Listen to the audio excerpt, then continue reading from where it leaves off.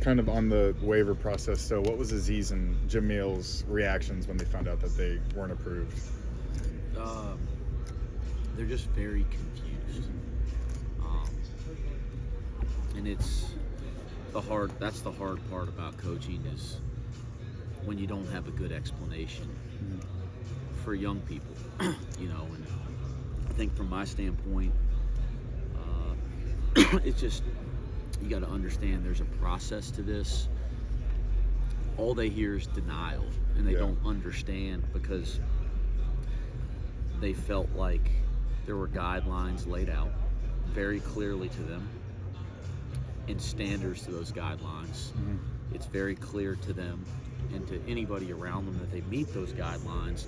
So when they hear the word denial, it scares them and it confuses them. And I think it's been a very difficult 4 or 5 days. And I think we talk about the importance of mental health. I'm so proud of our department. I mean, look at the things that John Cunningham has done with our department, Lanisha Nichols. We've added positions. But these types of things, where they affect young people in a real negative way. Yeah. And I don't think it's necessary. So I think they're confused. I think they're hurt. I think they're trying to understand, why this is the predicament they're in based on the things that were laid out to them. Yeah, do you have any idea of how long the appeal process could take, or is it kind of like the initial waiver process? So the appeals have to be submitted by Friday. Okay. Certainly everything's being done on their end, with our assistance to put forth the proper appeal. Again, I'm urging them to trust the process. I can't even imagine, with what I know about the waivers, that they don't get cleared. But honestly, with the news last week, I get a little concerned. Yeah. So I'm urging them to trust the process. I want to believe that the NCAA will do the right thing. And I do believe there is some kind of time frame. I think it's a week or two. I don't know exactly off the top of my head. So do you go forward preparing for the season as if you're not going to have them, or have those contingency plans already kind of been put in place through this whole process? That's difficult. Okay. And it's difficult because they're out there practicing every day, which is great. I mean, I can't take that away, right? They're massive pieces to our team.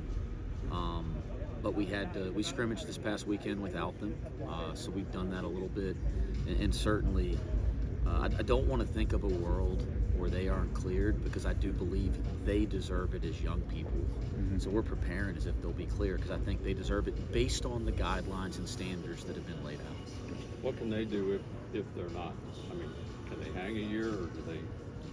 I know you don't want to think about it. I don't know. I really don't know.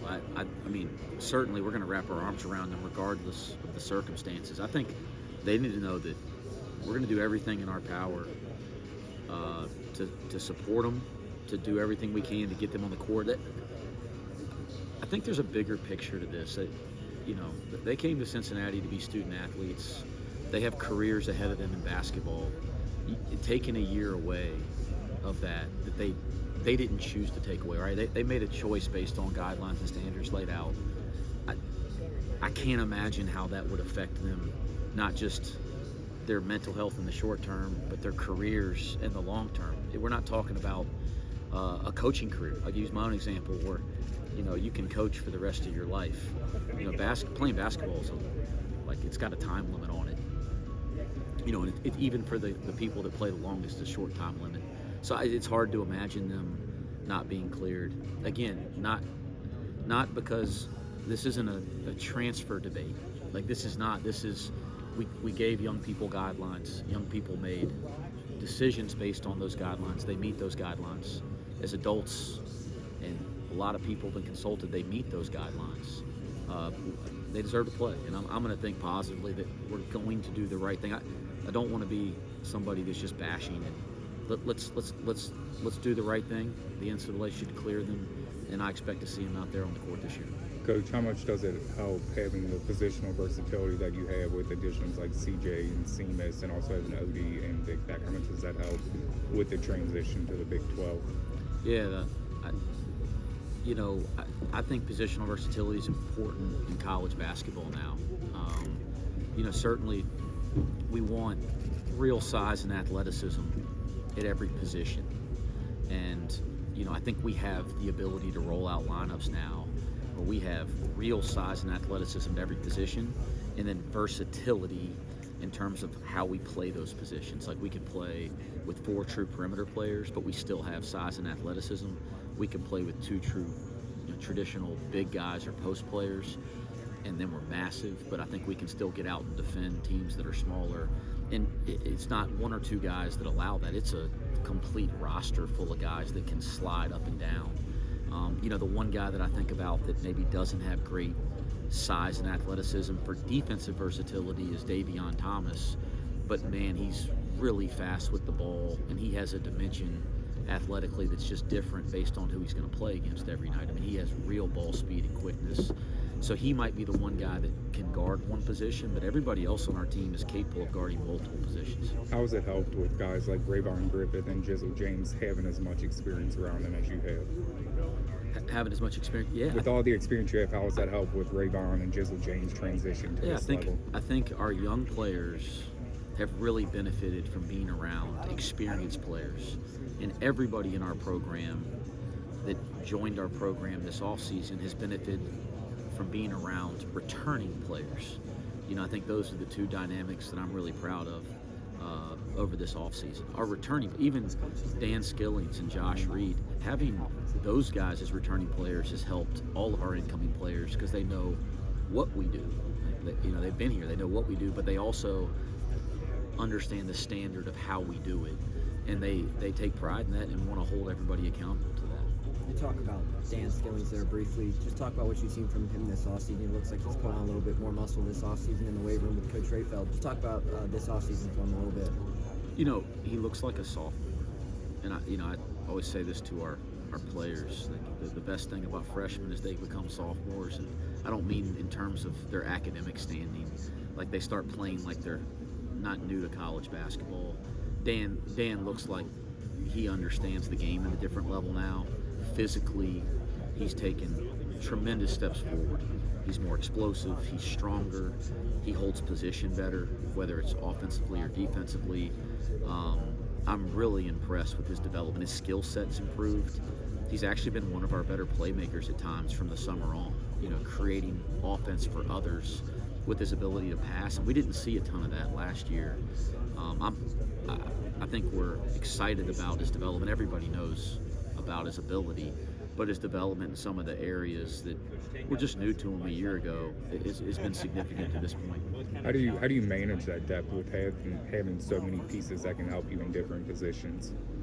How do I manage it? Manage that depth. How do you go about managing the depth with so many guys that can contribute and help in different ways? Well, I think one style of play.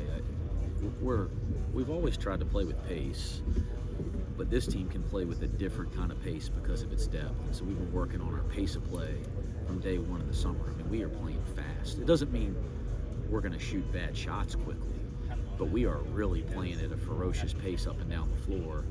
And when you do that, you can play more guys. In fact, you need to play more guys because there's more possessions. So I think one of the ways we're going to utilize that depth is to play the pace that I've always wanted to play, which doesn't take away from anybody. It just adds. Is Day-Day the fastest you've had at Cincinnati so far, or you get up and down? Comparisons can be tricky. Mike Saunders was terrific in terms of ball speed.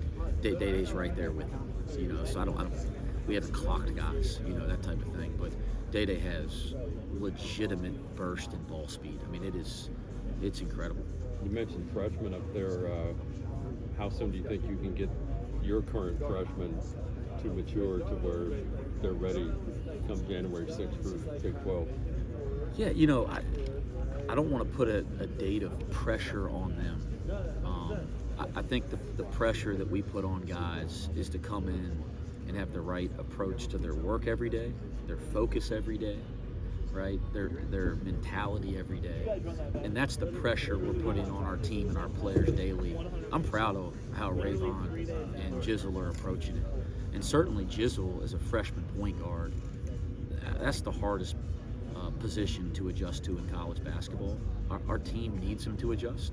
He knows that. We're going to have to rely heavily on him. There may be days he feels like he's not doing well. A big picture, he's doing great. And I think if we can just keep taking steps forward week after week, I think he'll be ready to play come conference time at the level that we know he's capable of. But to try to put a date on he needs to be this by this date, that's not fair. They just got to keep working like they're working, and both of them are doing that. So if the worst were to happen, what does that do for Sage Tolentino? How much does his role change, and could we see an uptick in playing time for him? Sage is, you got to think of Sage as a freshman, right? He's a redshirt freshman. His improvement from our practices last year till now has been significant. I still want a heck of a lot more. He knows that, but the effort's been good. His body's changed. He's got the ability to step out and shoot the basketball from his position, which is dynamic. And so he's done some nice things here the last couple weeks, and he's got to continue to do it. You talk about Victor expanding his game a little bit, stepping out, taking that deep mid-range shot. You talk about that transition this offseason, what you've seen from him in that aspect. Well, no mid-range, okay, or threes. Yeah, I'd rather him either be at the rim or shooting threes. But he, we're now allowing Vic to stretch and shoot threes. People think it's just an off-season thing, and he got with the shooting coach early in the spring, worked hard on his shot the entire spring, the entire summer. We let him start actually shooting threes in our live practice play in the summer, and he had great success. But what people probably don't realize is that we started this process the off-season before. He spent the entire off-season a year ago doing the same thing, just didn't think it was the right time to let him shoot them in games. So he wasn't quite there yet, and it wasn't what our team needed. He's taken another big step forward. This has been 2 years in the making. He shot over 40% in our summer practices. He's been close to that in our preseason practices. Now that doesn't mean he'll do it in games, but I do think he's a real threat to stretch and shoot threes now. You guys have the green light, or are there some cautions out there, or can everyone? You shoot a lot of threes. You got some pretty good shooters. I mean, Yeah, I think without asking you who's the best one, I mean, obviously you have a lot of guys that can knock that down. I think it's a fair question. I think the way that we approach it is, we don't put guys in boxes. We're a development-based program, and I think if you look at our kids from one year to the next, or to the next that have been in our program, with very few exceptions, guys are improving at a really fast rate, and I'm extremely proud of that. Now, first off, they deserve the credit for the work they're putting in, but I think one thing we do is we don't put them in boxes. Like, we don't put kids in boxes and say, you can't do this, or you can only do that, especially in the summer and early in the fall in our preseason practice. We're going to let guys try to show if they worked on their games, and let them make mistakes and let them try to expand. And then as we get closer to games, we'll start to kind of whittle down and make sure guys have the right roles and define good shots and bad shots and okay shots. And obviously a great shot is a dunk, a layup, or an inside-out three for a guy that can shoot threes. But there's a lot more to it than that. And a great shot for C.J. Frederick from three may not be the same as a great shot from Vic, but we are going to allow both of them to shoot threes. And we're still working through that now, and we'll be working through that over the next month. How much of an impact has the switch to the Big 12 as well as the addition of the Jordan brand? How much of an impact has that made on recruiting without getting into specific recruits or commits? It's been incredibly impactful.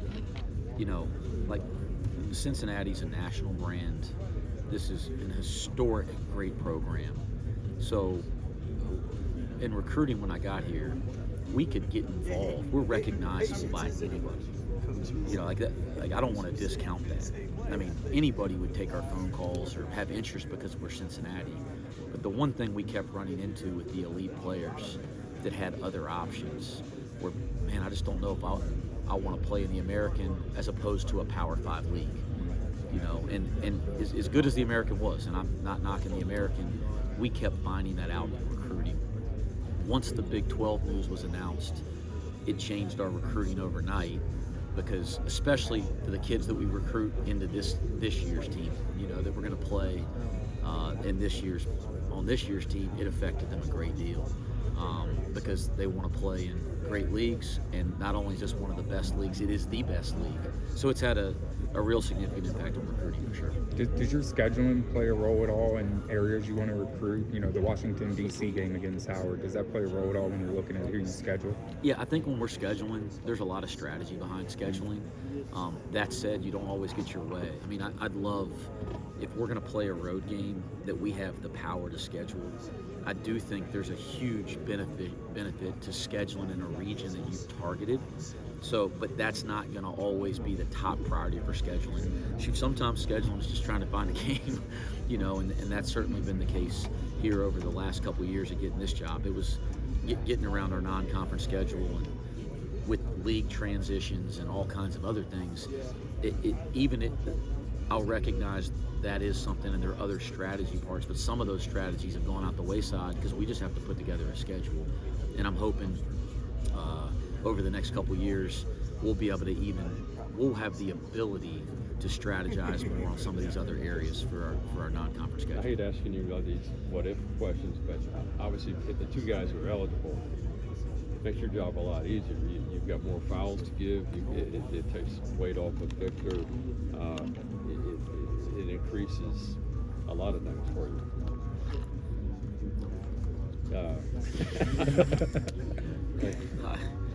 Listen, Aziz Bandego, we played against him.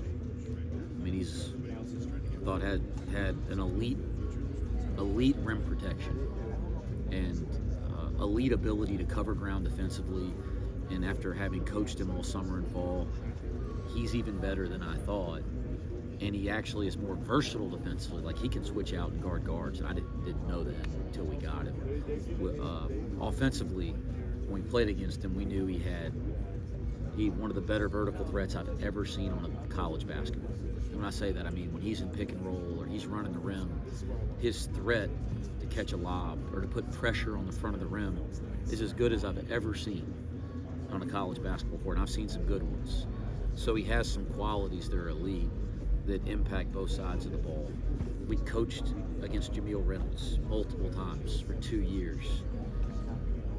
We knew that he is as good of a back-to-the-basket player as we have in our game now. We know it needs to be more consistent from coaching against him, but the natural ability is there.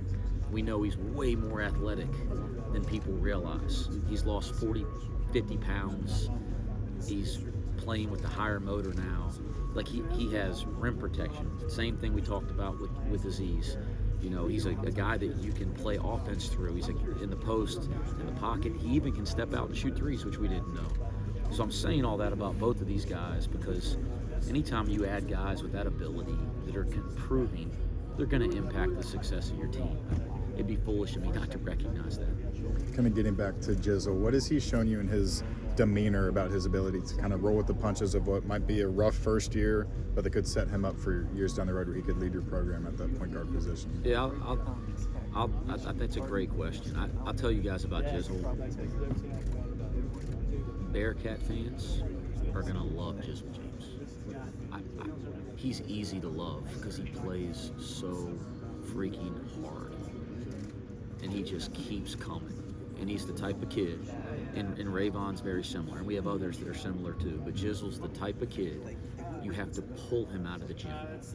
I mean, hours upon hours upon hours. His threshold for work, you know, his willingness to try to figure this out, his will is as strong as anybody his age that I've seen, and when he plays hard, it's easy sometimes. When he makes a mistake, it's easy not to get as frustrated because he's playing and trying so damn hard. I think Cincinnati fans will really resonate with the way he plays the game because of his approach every day, and I don't see it changing. It's real. He's going to figure it out, and I think we need to be patient with him early in the year. You know, I mean, the way we're playing, it's hard for a point guard.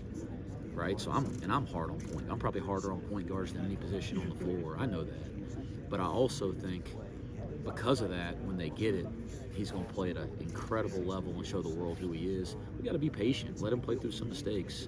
I promise you, I'll be hard as heck on him, but he's going to be just fine. I think people are going to be really excited when they see him play. I think Jizzel James in January will be a heck of a lot better than Jizzel James in October. Do you think that standard has kind of been set by his dad? Obviously, that professional standard that he wants to reach. Yeah, I mean, Jizzel has he has a different approach. Okay. You know, it's just different. And I think when people see him play, they'll understand what I'm saying. But it's the stuff that's happening. I mean, David DeJulius had a different approach. Like, you'd show up for practice at 6. We had some 6 a.m. We do some stuff like that. We had a 6 a.m. practice. You show up at 5:15 to have your coaches meeting on the court, and David DeJulius is in a full sweat already. And you're going, oh, that's pretty different, you know. And it was real. He did it all the time. Jizzel has that kind of an approach. Obviously, at now 18 years old, he's obviously been raised the right way. I'm sure getting to know his father, that his father made it very clear to him, if this is the path that you want to go down, this is how you approach it. And obviously his father's a Hall of Fame running back, so there's a ton of credit given there. There's also a ton of credit given to the coaches around him, and a ton of credit given to Jizzel, because he's put the work in, and I'd be shocked if he doesn't continue to. You made it a priority earlier, saying that you wanted John, Odie, and Vic to experience this with you guys, because they were ones who were on the original team when you were hired. Just talk about what this moment has been like. I know it's just been a short couple hours, couple days. What has this process been like for you guys here at Big 12 Media Days? Well, this is first class. I mean, you know, I don't know what it'll look like on social media or when you guys post stuff, but walking around this arena, you know, seeing the way the Big 12 handles everything, this is absolutely first class. Like, honestly, I'm blown away. The neatest part for me is watching our players experience it, you know, and they represent our university the right way, they represent our program the right way, but they're also having fun here today, going through, you know, enjoying this. I think our players know that the Big 12 is the Big 12. It is the best basketball league in America, and that's exciting. But for these 3 guys to actually experience, you know, some of the things that this league has to offer today, that's been a need for me. And I'm glad those 3 who deserve to be here have been able to experience it. Uniform reveal last night. How much of a say did you have in the design of those uniforms, or how involved were you with it? I'm by no means going to ever take credit for anything, because this Jordan brand thing is so neat. I think that, I mean, listen, Jordan brand is the best brand in sports. We know that. But it's so much deeper at Cincinnati because of the history and the nostalgia. Like the colorway, like there's so many things. I think the brands align like in a deep way. I'm never going to sit here and take credit for it. There's a lot of people that had a lot to do with making that happen, and I'm so thankful and grateful to all of them. That said, yes, I have my hands deeply on anything Jordan brand. Okay, because I care about it. I think it matters. It doesn't matter as much as the people. It doesn't matter as much as the way that we play or the way that we carry ourselves. The stuff that matters most still matters most, but it matters, and it matters to me. And so, yeah, I had my hand on it, and I think trying to find a way to design jerseys that bring back the essence of what we all know is the Jordan jerseys from the past, but with a modern twist to them. I think that's what we were looking for. I think we did that in some ways, and I think they're going to get better and better, because you got to remember the Jordan brand deal happened so late. The lead times for ordering and designing, like the hardest year for Jordan brand is going to be year 1. After we get through the first year, and it's just going to keep getting better and better. So I expect us to take steps there, and we have other jerseys to unveil as well, which is kind of cool. It won't just be these. Do you have a favorite retro shoe while we're on the topic? Yeah. There's different circumstances for different ones. So for just casual, like going to work or coaching in practice or something like today, I love the OG 1 lows, mainly because they're just the most comfortable ones on my feet. Not for any other reason that I like them, but they're comfortable. If it's the 3s are my favorites. I just love the 3s. Anything 3s is good. I really like the 4s. I really like the 11s. But if you made me rank, I'd say 3s number 1, OG 1 lows number 2, because they're just the best for me on a day-to-day basis. What you got on for today? OG 1 lows. Yeah. Coach, what's it like, just with everything external recruiting-wise now, navigating that as a coach? Like, you're not only recruiting what's on the court, there's all these other factors to take into account. What is that like for you as a coach now? Yeah, our jobs in college basketball in the last 4 years have changed so significantly. I think what hasn't changed is all the stuff that we used to have to do. That stuff still matters. It's still a large part of our jobs. We didn't lose anything. It's all the other things that we've added, right? With the transfer season in the spring, with NIL, among a ton of other factors. I mean, the emergence of social media. I mean, there's so many changes that we've added, and all the other old stuff still matters. I don't complain about it. I think we got to keep trying to evolve, to be on the cutting edge, to still focus on the things that really matter, and not focus on the things that really don't. But to not recognize that it's changed a lot would be crazy. I think anybody in my position, all my colleagues, it's changed a great deal. What's been the biggest takeaway you guys as a staff and program have been able to take away from an event like this here in Kansas City? Well, so I've been talking to you guys all day. I haven't processed it all yet, taken anything away. No, I just think that the most important thing is for our players to be able to go back. It gives a real feeling that it's close to being here. You know, it does. It adds just a realistic feeling that in a very short period of time we're taking the floor, in a very short time taking the floor in a Big 12 game. I think our players back home that'll be following all this on social media today and following their friends and teammates, it'll make it feel real for them too. Particularly on the women's side. With your coaching staff, Wes, like what is it like for you having? I mean, everybody brings something obviously to your staff. You've had some continuity. You've had guys like Drew. How do you feel about the guys around you? I am so proud of our staff. This is as good of a staff to this stage as I've ever been a part of, which is not saying anything about any other staff. It's just the combination of our group and how everybody works together. The other aspect that I'm really proud of is the continuity that we've had. I mean, I have one of the best assistants in all of college basketball, Chad Dollar. I mean, it surprises me that he doesn't get more recognition. I mean, in every facet of it. Experience, he's been so many different places. He's been through ups and downs. He has great perspective. He's a great teacher. He really cares about the right things, the kids, the people. He's an elite recruiter. I mean, but I've had him now for 2 years. We've been together.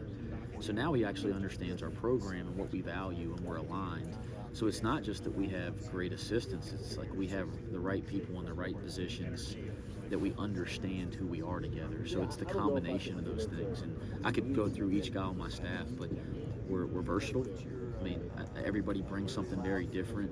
I think we all understand our roles differently this year. Than it's very clear, and everybody's working well together. So, you know, Drew and Josh, who've been added over the last year at different points, they've really brought a ton to our staff, because not just because they're really good, they are really good, because they've added different dynamics to our staff that have enhanced everybody, including me. Coach, you obviously have a really close relationship with Coach Roy Williams. How much of an impact has he had on you during this transition and this off season?